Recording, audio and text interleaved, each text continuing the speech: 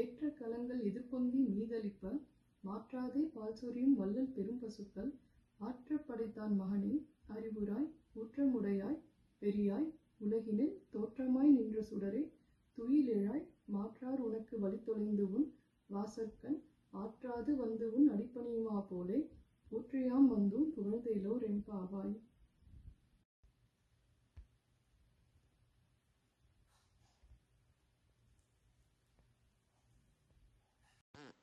மாணிக்க வாசகனாரின் திருவெண்பாவை. பதிகம் 21.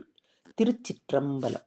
போற்றி என் வாழ் முதலாகிய பொருளே புலர்ந்தது பூங்கழற்கு இணை துணை மலர் கொண்டு, ஏற்றி நின் திருமுகத்து எமக்கருள் மலரும் எழில் நகை கொண்டு, நின் திருவடி தொழுகோம் சேற்றிதழ் கமலங்கள் மலரும் தன் வயல் சூழ் திருப்பெருந்துறை உரை சிவபெருமானே, ஏற்றுயர் கொடியுடையாய் எனையுடையாய் எம்பெருமான் பள்ளி எழுந்தருளாயே.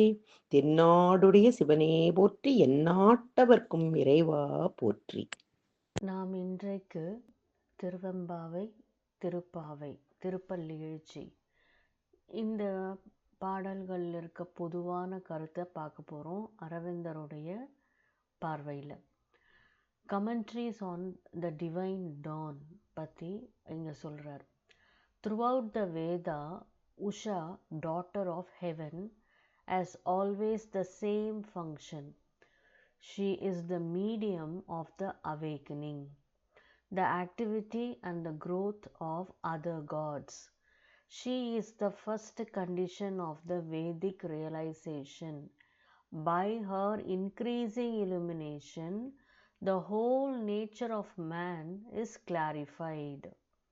Through her, he arrives at the truth. Through her, he enjoys the beatitude. The divine dawn of the rishis is the advent of the divine light, throwing off veil after veil and revealing in man's activities the luminous Godhead.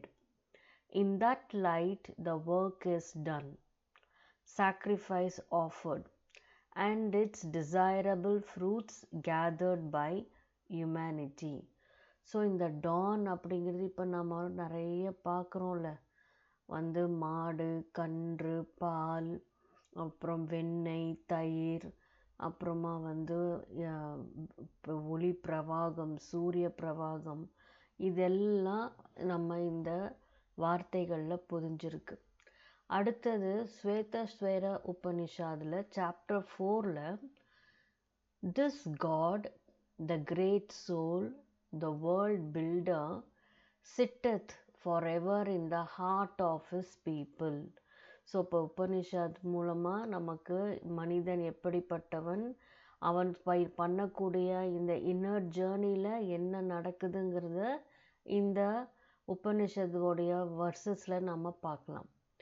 And with the heart and with the mind and with the understanding, the soul envisageth him.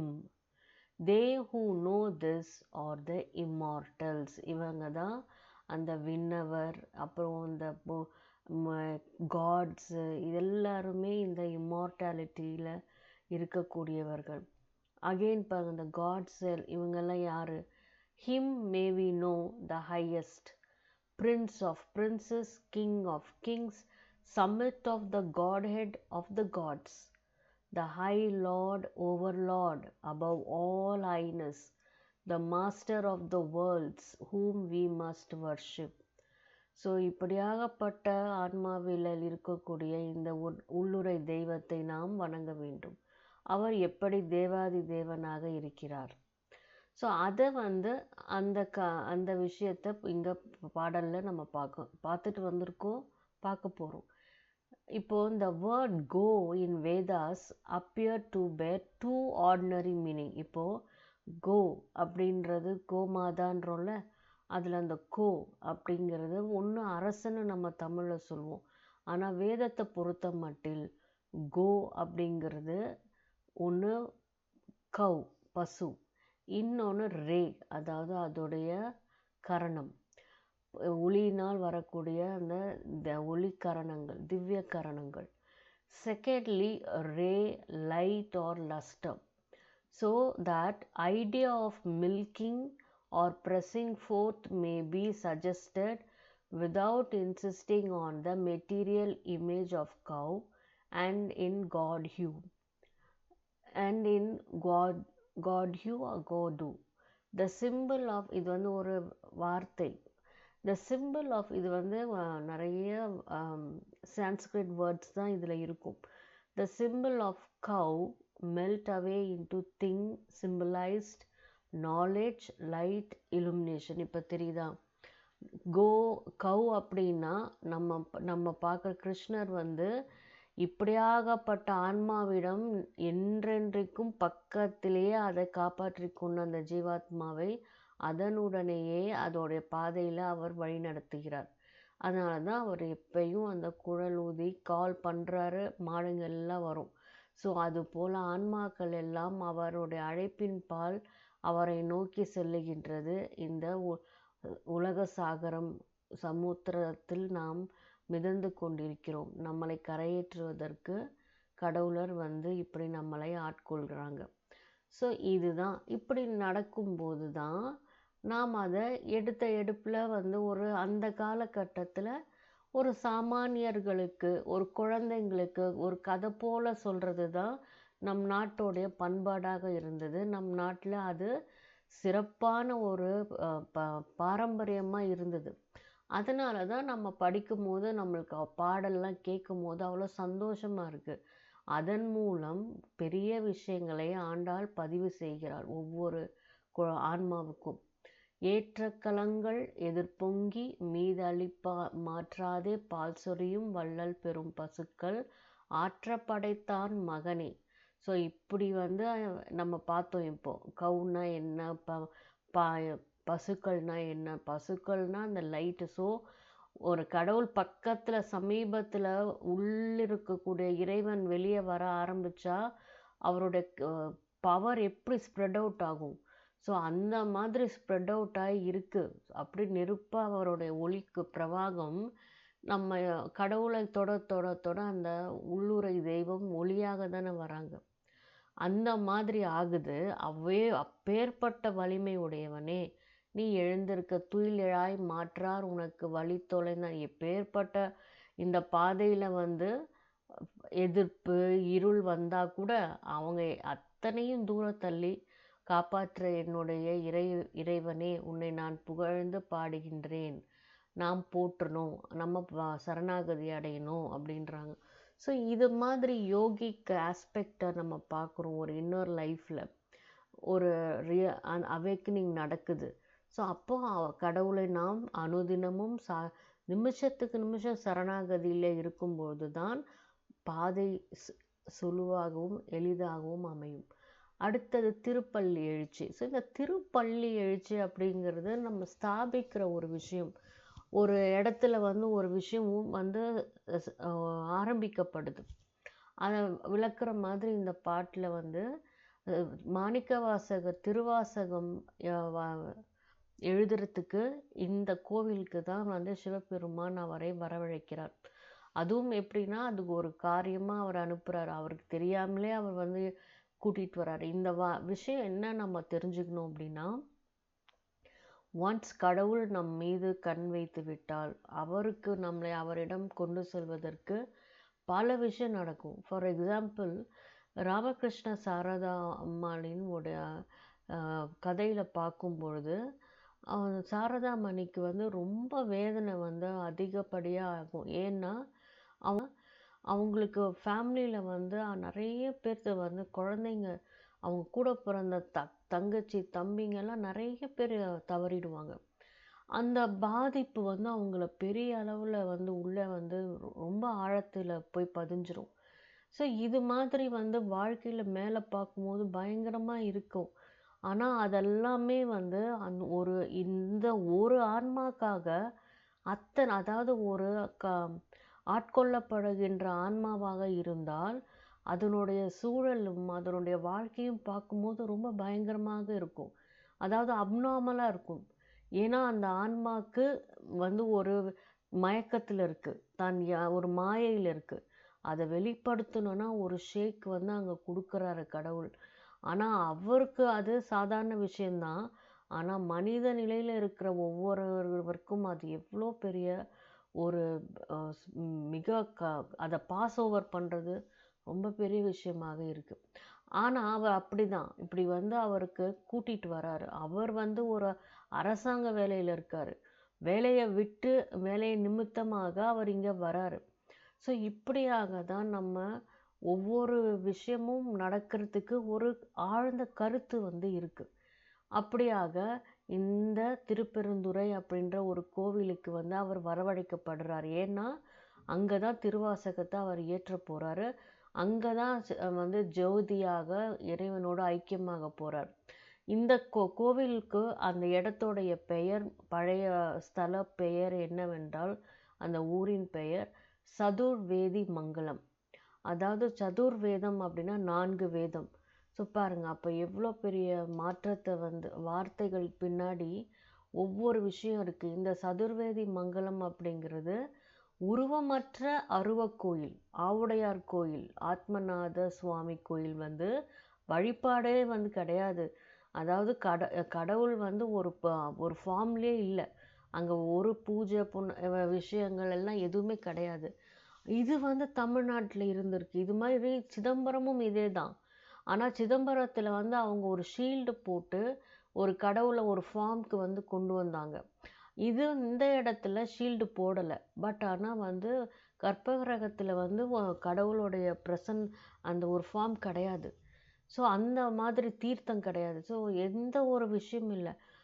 தமிழ்நாட்டில் அப்போது அரூபமாகவும் கடவுளை வணங்கியிருக்கிறாங்க. அதுவும் சிவபெருமானை அரூபமாக. ஏன்னா வந்து அண்ணாமலைக்கு மலையே வந்து சிவபெருமான் நெருப்பா வடிவில் இருக்கார். இமயமலையில் பனி வடிவில் இருக்கார். ஸோ அந்த மாதிரி வந்து அவரை வழிபடுறது வந்து ஜஸ்ட் இன்னரில் வந்து கடவுள் இப்படி இருக்காருங்கிறதுக்கு இன்னொரு சான்று. ஸோ நம்ம இதெல்லாம் கேட்கும் பொழுது ஒரு பெரிய விஷயமாக தோணணும். இந்த காலத்தில் இதெல்லாம் யார் பண்ணுறது, இதெல்லாம் யார் கேட்குறது? காலம் மாறிடுச்சு. காலம் வந்து இப்போ சத்தியயுகத்தோடைய நுழைவாயில் நம்ம காலடி எடுத்து வச்சிட்டோம். ஸோ இந்த மாயையிலேருந்து நாம் இந்த காலம் நம்மளை கடவுள் ஒளியின் சத்திய யுகம், இதுதான் த ட்ரூத் விச் இஸ் அந்த சத்திய யுகம்ன்ற ஒரு சத்தியமான விஷயந்தான் கடவுள் அப்படிங்கிற விஷயத்தை உணர வைக்கக்கூடிய காலம். ஸோ எல்லா ஜீவர்களும், எல்லா ரிஷிகளும், எல்லா பெரிய பெரிய ஆன்மாக்களும் தன்னுடைய மாயையிலேருந்து வெளியே வரக்கூடிய காலம் இது. ஸோ அதனால் நம்ம அந்த பெரிய ஒரு விஷயத்துக்குள்ளே நுழையும் போது அதற்கு ஏற்றவாறு நம்முடைய வாழ்க்கை முறையும் இருக்கணும். ஸோ தமிழகத்தில் வந்து உருவங்கள் வழிபாடு இருந்தாலும் கூட இது போன்ற கோவில்களும் நிறைய எண்ணிக்கை இல்லாமல் நிறைய இன்னும் இருக்குன்னு சொல்கிறாங்க. ஸோ இந்த மாதிரி போற்றி என் வாழ்முதலாகிய பொருளே புலர்ந்தது பூங்கழற்கு இணை துணை மலர்கொண்டு ஏற்றி நின் திருமுகத்து எமக்கருள் மலரும் எழில்நகை கொண்டு நின் திருவடி தொழுதோம். ஸோ இப்போது போற்றுவதற்கு, அதாவது வாழ்க்கையில் முக்கியமான ஒரு விஷயம் போற்றணும்னா அது கடவுளை போற்றுவது தான். அதை தவிர வேறு எந்த விஷயமும் வாழ்க்கையில் முக்கியம் கிடையாது. கடவுளை, உள்ளுரை தெய்வத்தை வணங்கி நாம் அவர் ஒரு செகண்ட் நினச்சார்னா அந்த ஒளி நம்ம விட்டு வெளியே போச்சுன்னா நாம் ஒன்றுமே கிடையாது. We become lifeless. அந்த உயிர் வந்து இருக்கிறதுனால தான் நம்ம வாழ்ந்துக்கிட்டு இருக்கோம். அதான் அதுக்கு பெயர் உயிர். தெய்வமே உயிராக வந்து வாழ்ந்துக்கிட்டு இருக்கார். ஸோ போற்றுதற்கு முதலாகிய பொருளே புலர்ந்தது பூங்கழற்கு இணை துணை. ஸோ என்னாச்சு? மலர்ந்துடுச்சு, விடிஞ்சிடுச்சு, விடியல் வந்து விட்டது. ஏன்னா இணை துணை பூங்கழல் இணை துணை மலர் கொண்டு ஏற்றி நின் திருமுகத்து கடவுளோட யூனியன் ஆயாச்சு. அதாவது உள்ளிர உரையும் புருஷா, இந்த உள்ளிருக்கக்கூடிய பிரம்மன் வந்து வெளியில் இருக்கக்கூடிய ஆன்மா பரமாத்மாவோட ஐக்கியம் ஆயாச்சு. ஸோ அப்படி ஆனதுக்கப்புறம் நாம் பார்த்த அந்த முன்னாடி கமெண்ட்ரிஸில் அவர் சொன்ன வார்த்தை நமக்கு இப்போ ஞாபகம் வரும். Awakening, she is the medium of awakening, Usha daughter of heaven, activity and growth of other gods. Vedic realisation நடந்துருச்சு, அப்போது தெளிவு வந்தாச்சு. ஸோ உள்ளே வந்து அந்த மாதிரி லுமினஸ் காடை வந்து இப்போ செயல்படுத்தணும். உள்ளே வந்து எல்லா கடவுளையும் வேலை செய்ய வைக்கணும். Work is done, sacrifice offered. So இந்த வேலையெல்லாம் நம்ம தனித்தனியாக பண்ண முடியாது. இந்த லைட் ஆஃப் ஸ்ரீ அரவிந்தோ மதருக்கு சரணாகதி, அவ்வளோதான். அரவிந்தர் வந்து அன்னைக்கு தான் நீங்கள் சரணாகதி பண்ணணும் அப்படின்னும் போது அவங்க இந்த அத்தனையும் அவங்களுடைய ஒளி செய்து முடித்து விடும். அவ்வளோ ஒரு இலகுவான மார்க்கத்தை வந்து அரவிந்தரும் ஸ்ரீ அன்னையும் காண்பித்திருக்கிறார்கள். ஸோ இந்த மாதிரி அவைக்கு நான் ரியலைஸ்ட் ஆனதுக்கப்புறம் சரணாகதி முக்கியம். அப்போ தான் அவங்க வந்து ஒவ்வொரு அடியும் வந்து நம்மளால் நகர முடியும். சேற்றிதழ் கமலங்கள் மலரும் தன்வயல். அப்போது நம்ம உள்ளத்துள் அந்த கிளேசைகளிலிருந்து நாம் எப்படி ஒரு அழகான மலராக மலர்வதற்கு இந்த தெய்வ சொரூபம், அந்த உஷா, அந்த டான் உதவி பண்ணாங்களோ, திருப்பெருந்துறையுரை சிவபெருமானே ஏற்றுயர் கொடியிடாய் எனையுடையாய் எம்பெருமான் பள்ளி எழுந்தருளாயே. எல்லாரும் கடவுளர்கள்லாம் அவர்களுடைய வேலையெல்லாம் அருமையாக செய்கிறதுனால தான் whole nature of man is clarified பட்டர்னு சொல்கிறோமே, அந்த மாதிரி நம்ம தெளிவாக அந்த அவதார் பிறப்பதற்கு ஏற்றவாறு வந்து உள்ளத்தின் அட்மாஸ்பியர் கிளைமேட்டு வந்து உருவாக்கியாச்சு. ஸோ நம்ம பார்ப்போம் அரவிந்தருடைய சிம்பிளில் கீழிருந்து போகக்கூடிய முக்கோணம், மேலிருந்து இறங்கக்கூடிய முக்கோணம், இதன் நடுவில் வந்து நடுநாயகமாக இந்த எண்ணெய் அலைகளில் பூத்து அழகான அவதார் பூக்கினாங்க. இறைவன் இறங்கி அங்கே வந்து மலர்கின்றார். இதுதான் அதோடைய தாத்பரியம். நாளை நாம் அடுத்த ஒரு அற்புதமான விஷயத்தை பார்க்கலாம். நன்றி.